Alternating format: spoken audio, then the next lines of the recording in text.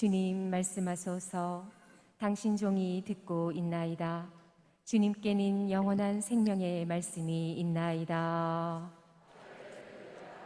주님께서 여러분과 함께 또한 사제의 영과 함께 루카가 전한 거룩한 복음입니다. 주님 영광 받으소서. 하늘에 올라가실 때가 찾아 예수님께서는 예루살렘으로 가시려고 마음을 굳히셨다. 그래서 당신의 앞서 심부름꾼들을 보내셨다.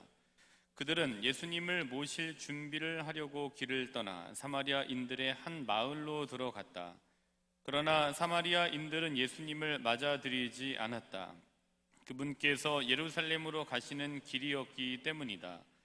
야고보와 요한 제자가 그것을 보고 주님, 저희가 하늘에서 불을 불러내려 저들을 불살라 버리기를 원하십니까? 하고 물었다.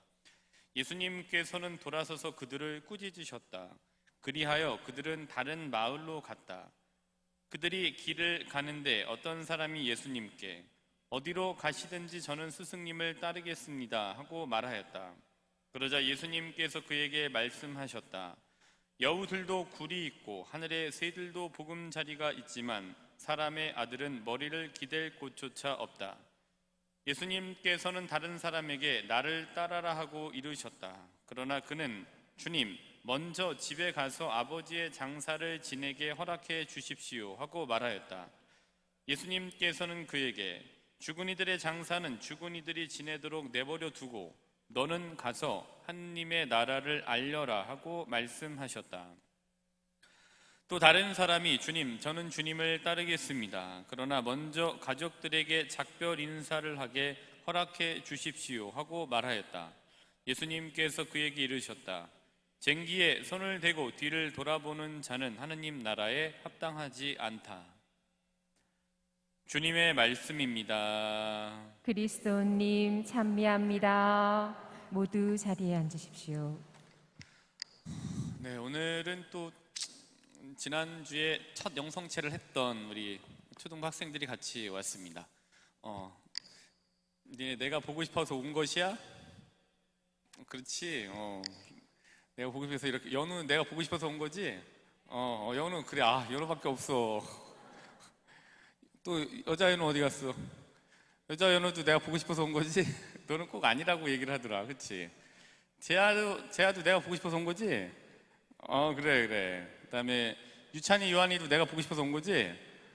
그래. 예준이는?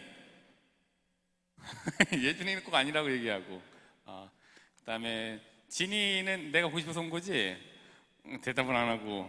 민서는 내가 보고 싶어서 온 것이야? 그렇지. 동현이는 내가 보고 싶어서 온 것이야? 그렇지. 시우는 내가 보고 싶어서 온 것이야? 아니라고 얘기하고. 애들은 다 깍쟁이야. 다 서울은 그러면서 아니라고 얘기하고 있습니다. 자, 우리 본당에 그치, 맞지.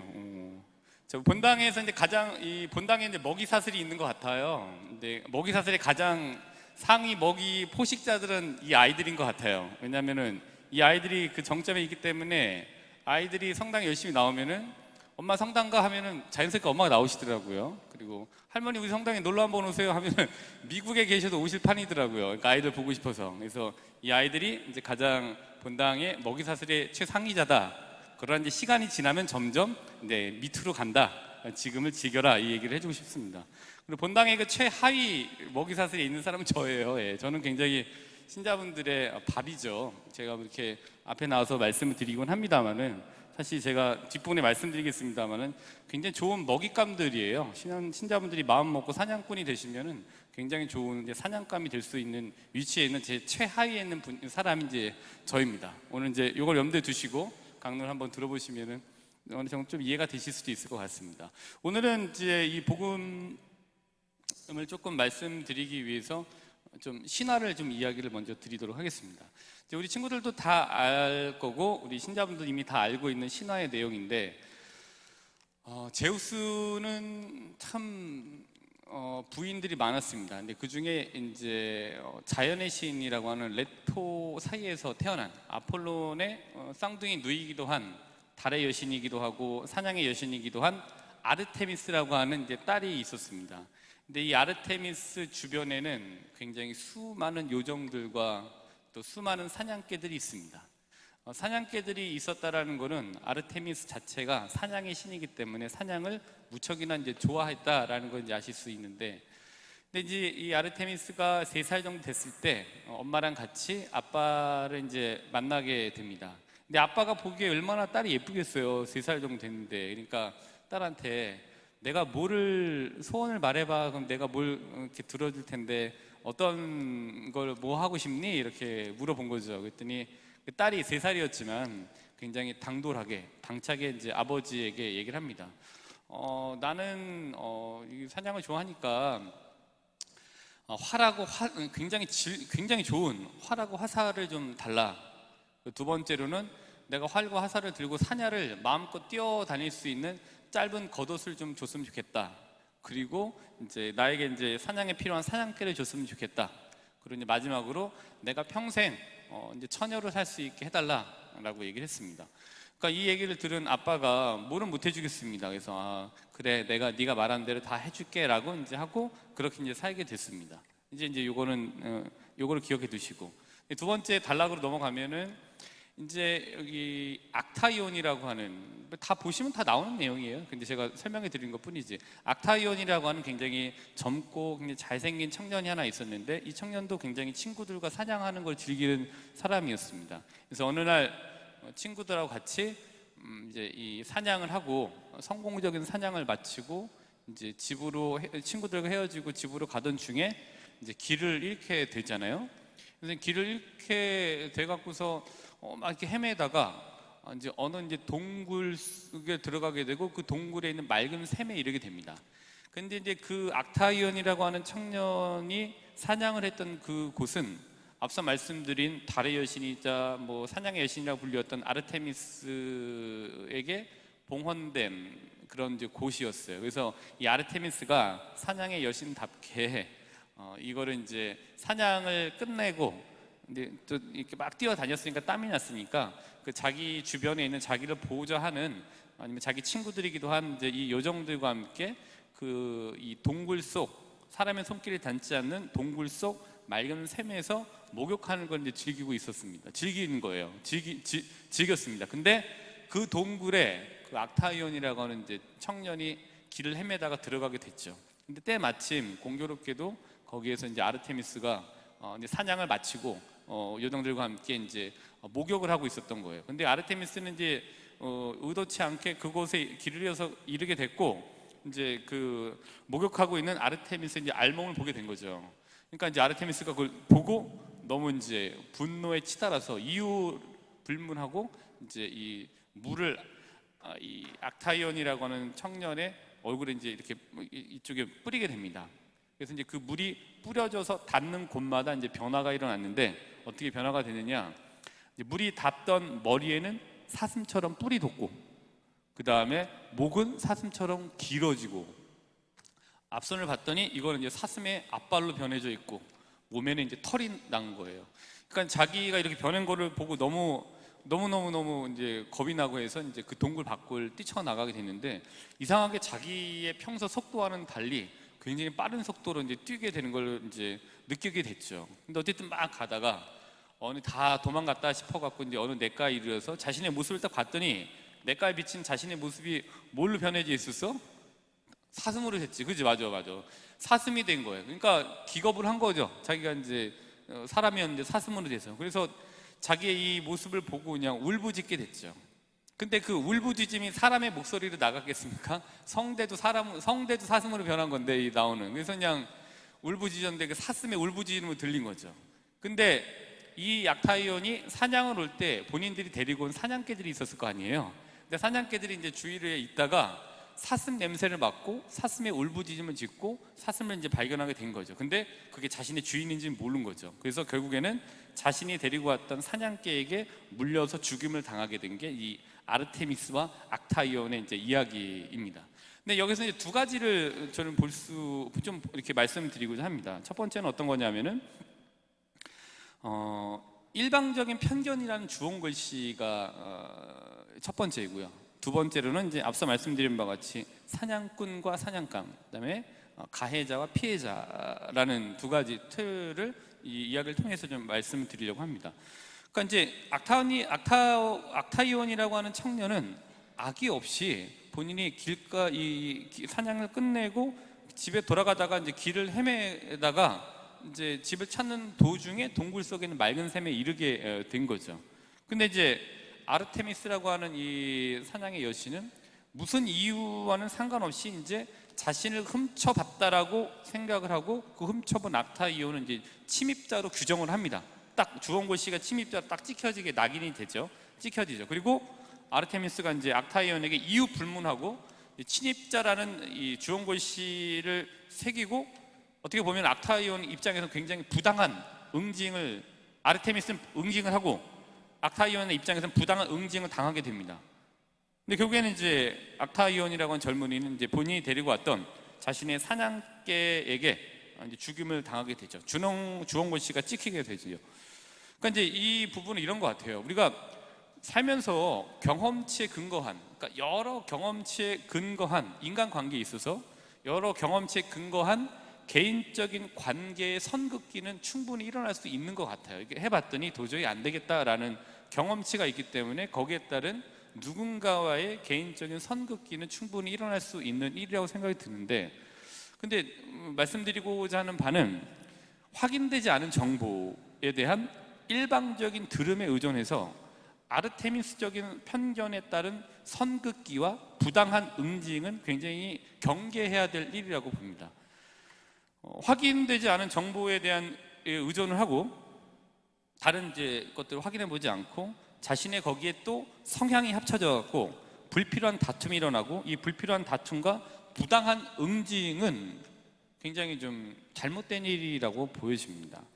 더 나아가서 확인되지 않은 정보에 자신의 사리사욕이 만약에 여기 겹쳐지게 돼서 굉장히 이 확인되지 않은 불확실한 정보 플러스 자신의 사리사욕이 더해진 사나운 으르렁거림은 모두에게 상처가 되는 일인 것 같습니다. 즉 좀 어떤 정보가 있을 때는 여러 가지로 한번 확인해 보려고 하는 노력이 필요한 것 같아요. 우리가 이 인지 편향이라는 게 있어 갖고 굉장히 좀 한번 들은 정보를 그냥 듣고 그대로 판단하는 게 편하니까 다른 정보 확인하는 불편함을 감수하려고 하지 않는 게 저도 그렇게 있잖아요. 근데 그랬을 때는 굉장히 부당한 일들이 일어나게 되는 거죠. 근데 그게 또 부당한 게 이렇게 생각하고 뭔가를 할 수 있는 힘이 있는 사람에게 그게 들어가면 응징이 될 수 있는 일인 것 같아요. 응징이라고 표현했지만 보복이 될 수도 있고 아니면 다른 형태의 공격이 될 수도 있게 되는 거죠. 힘 있는 사람에게 갔을 때는.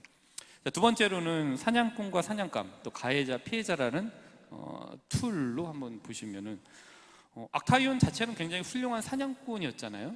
근데 좋은 성공적인 사냥을 몇 번 마치다가 이제 길을 잃게 된 것뿐인데 여느 때와 마찬가지로 이제 사냥감을 사냥한 이제 사냥꾼으로서의 일정을 마감하고 이제 본인의 터로 돌아가려고 하다 길을 잃게 됩니다. 근데 재미있는 사실은 악타이온이라고 하는 사람은 굉장히 훌륭한 사냥꾼이었는데 한순간에 그는 사냥꾼에서 사냥감이 되어버렸어요. 그러니까 결국 사냥감이 되어버린 악타이온은 이제 죽임을 당하게 되잖아요. 그러니까 마찬가지로 우리도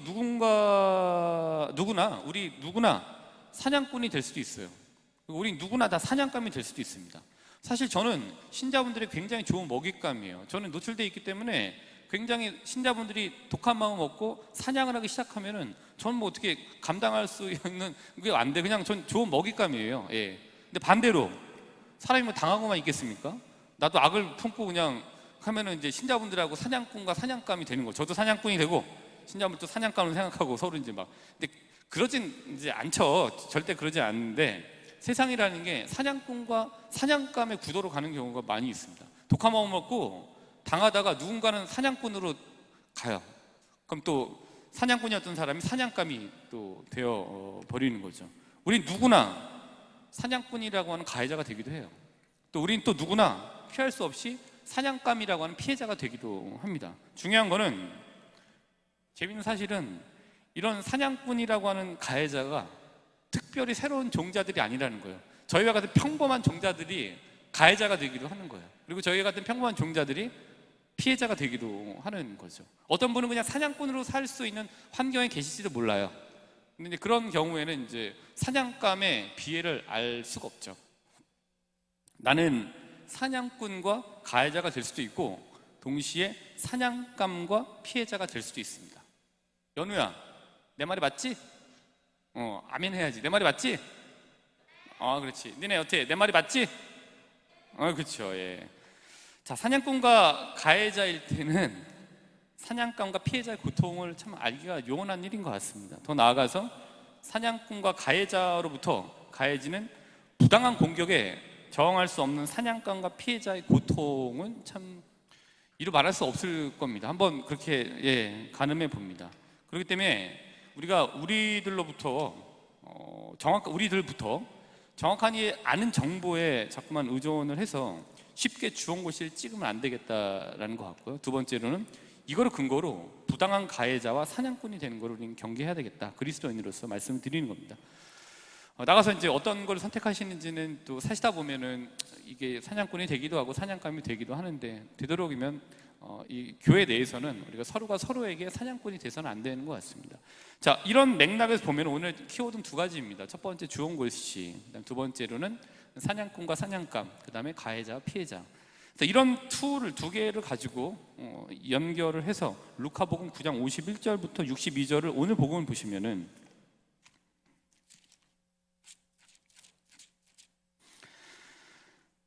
제목은 이렇습니다. 오늘 51절부터 56절이라고 하는 단락의 제목은 사마리아의 한 마을이 예수님을 받아들이지 않다라는 이제 단락의 제목이 붙어져 있습니다. 52절부터 53절을 한번 보시면은 51절부터 볼게요. 하늘에 올라가실 때가 찾아 예수님께서는 예루살렘으로 가시려고 마음을 굳히셨다. 그래서 당신에 앞서 심부름꾼들을 보내셨다. 그들은 예수님을 모실 준비를 하려고 길을 떠나 사마리아인들이 한 마을로 들어갔다. 그러나 사마리아인들은 예수님을 맞아들이지 않았다. 보면은 예수님을 맞아들이지 않았습니다. 52절에 보면은 예수님께서 이제 사마리아인들이 등장을 하죠. 그리고 53절에서 사마리아인들은 예수님을 맞아들이지 않았습니다. 왜냐하면은 유대인들과 북이스라엘의 사마리아 간에는 사실 과거부터 굉장히 좋지 않은 앙금들이 많이 있었고 좋지 않았습니다. 유대인들은 본인들이 정통이라고 생각을 하고, 북이스라엘에서, 왜냐하면은 북이스라엘은 여러 가지 침략을 통해서 다른 이민족들과 짬뽕이 됐기 때문에 순혈이 아니다, 적통이 아니다라고 생각을 하는 거죠. 그리고 다른 뭐 여러 가지 정치적인 이제 상황들이 걸려서 이제 사마리아인들은 유대인들은 사마리아인들을 이게 서로 이제 대대로 그냥 구전으로 들었는지 한번 진짜 확인해 봤는지 모르지만 하여튼 그런 식으로 지역 감정을 가지고 있었던 거예요. 근데 이제 이 말은 곧 서로가 서로에게 확인해 보지 않은 주홍고시를 찍은 거예요. 유대인은 사마리아인들에게 아유 저놈들 주홍고시 찍었고요. 그다음에 사마리아인들은 유대인들에게 아유 저놈들 하면서 지역 감정을 가지고 주홍고시 찍은 거예요. 실제적으로 그러지 않을 수 있는 소지가 높았음에도 불구하고 지역 감정이 굉장히 있었던 거죠. 그러니까 이 깊은 불신, 지역 감정에 따른 기반한 이 배척과 공격적인 으르렁거림들이 둘 사이에 있었던 거라고 봐요.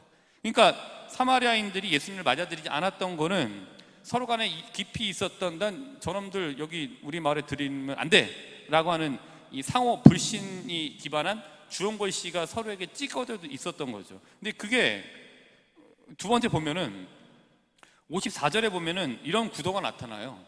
54절에 사냥꾼과 사냥감, 가해자, 피해자를 구도를 보실 수가 있는데, 야고보하고 요한 제자가 그것을 보고 예수님을 맞아들이지 않으려고 하는 저 위쪽의 저놈들에 대한 모습, 저놈들이 하는 걸 보고 이야기를 합니다.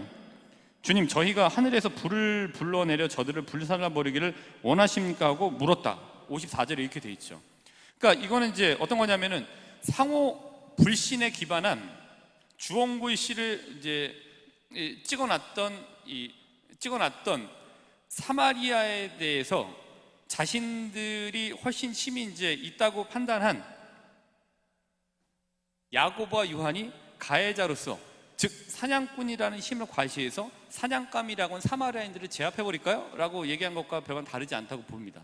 그러니까 야고보하고 요한은 지금 현재 사냥꾼의 입장에 있는 거예요. 근데 이게 하느님의 힘이 이렇게 복수하라고 있는 게 아니잖아요. 근데 그러니까 예수님이 안 돼! 라고 이제 꾸짖으신 거죠. 근데 야고보와 요한은 어쨌든지 간에 사냥꾼의 입장에 있는 것 같아요. 그리고 사마리아인들은 자신도 모르는 채 사냥감이 되어져 있었던 거죠. 이런 구조를 몰랐겠죠. 근데 55절에 예수님께서 안 돼, 꾸짖으시죠.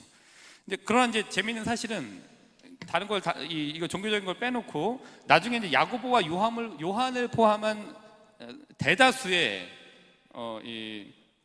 제자들 대부분은 그리스도인들을 사냥하고자 했던 사냥꾼들에게 오히려 이제 사냥감이 돼요. 이때는 지금 사냥꾼이었지만 사냥감이 되었고 죽음을 맞이하게 됩니다. 그리고 이제 우리들 입장에서 그들을 순교자로 기억하고 있는 거죠. 순교하신 거죠. 근데 이제 다른 입장에서 보면은 상호 불신적인 주홍글 씨, 그리고 심을 가졌던 야고보, 요한 사냥꾼이었죠. 근데 입장이 바뀌어서 나중에는 이제 이 사냥감이 되게 됐죠. 그러니까 우리는 이제 어느 순간에 사냥감이 될지 몰라요. 예. 이게 이제 유튜브에서 막 하다가도 막 환호하다가도 언제 그 사람들에 의해서 그 채널이 사냥감이 될지 모르는 거죠. 그걸 하고 있을 때 저도 사실 그래서 굉장히 좀 조심스럽긴 해요. 제가 언제 사냥감이 될지 모르거든요. 이런 게 다 있기 때문에. 근데 이제 필요한 거니까 하고 있는데 그런 항상 불안감은 있습니다. 자, 그리고 이제 이걸 한번 사도행전 8장 1절 한번 볼까요? 사도행전 8장 1절. 자, 우리 우리 첫 영성 체험 친구들은 다 갖고 왔네. 그렇죠? 사도행전 8장 1절. 유한이 갖고 왔어? 유찬이는 갖고 왔잖아. 이렇게 둘이 같이 보면 되지 뭐. 연우가 8장 1절 한번 읽어봐봐. 연우 찾았어? 사도행전 8장 1절. 8장 1절.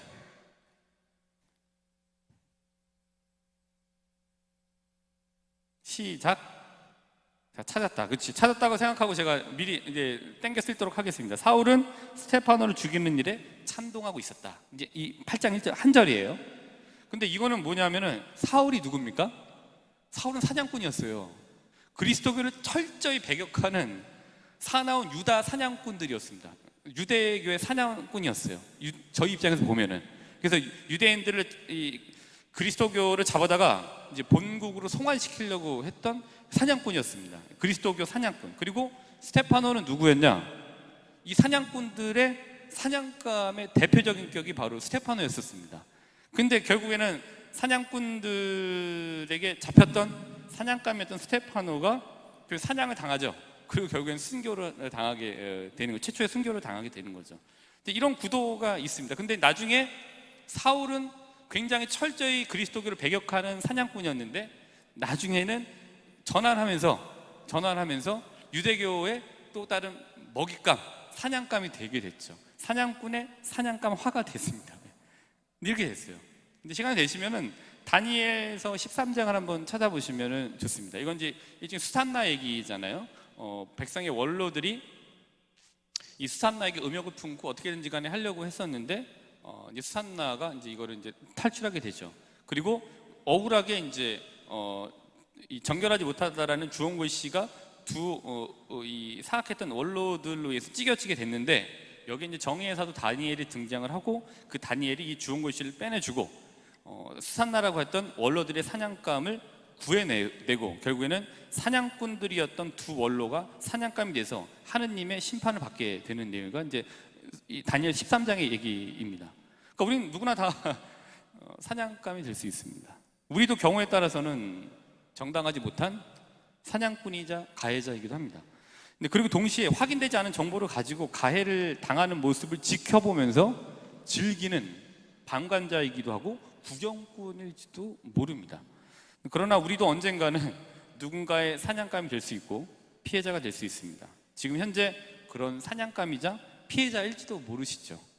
어쨌든지 간에 이번 한 주간 확인되지 않은 정보로 인한 습관적 주홍글씨 붙이기를 경계하고 사냥감을 노리는 사나운 사냥꾼이 아닌 좀 더 부드러운 삶을 신앙 안에서만큼은 구현해 나가도록 노력하시는 한 주간이 되시도록 결심하면서 이제 니네들의 역할이 중요하지. 큰 목소리, 그지? 결심하면서 오늘 미사를 봉헌하도록 합시다.